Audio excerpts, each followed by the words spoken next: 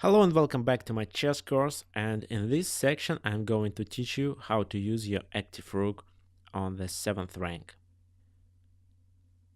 Yes, I can give you a few pieces of advice, some basic principles, and I will do it during this course, but I believe that if you want to learn something, it would be better to start from example.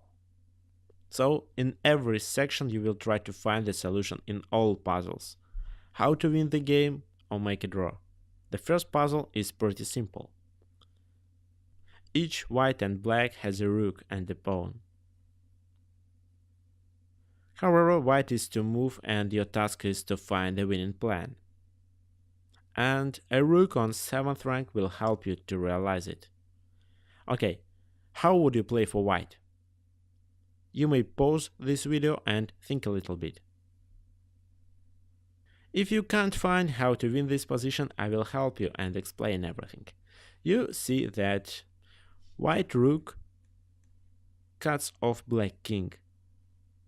This position looks like Philidor position, but black has a pawn on g5, and white can use it to cover his king. King to e6, threatening into checkmate. Rook e2, check. This is the only move.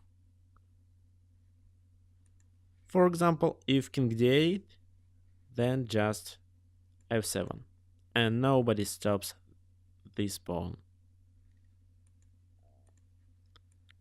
After rook e2, white plays king to f5.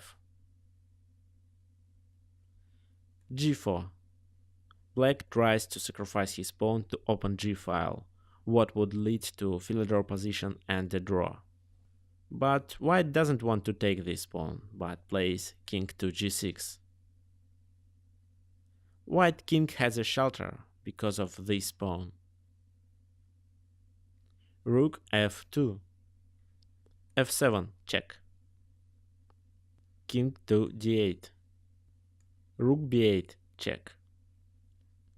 King to e7. Rook e8, check. The rook is protected by the pawn. King goes to d7 and just f8. Black should resign. What you should learn from this puzzle is that to win Rook Endgame, you should keep your pieces active. If there is a chance to shield your king using your own pawn or your opponent's pawn, use it.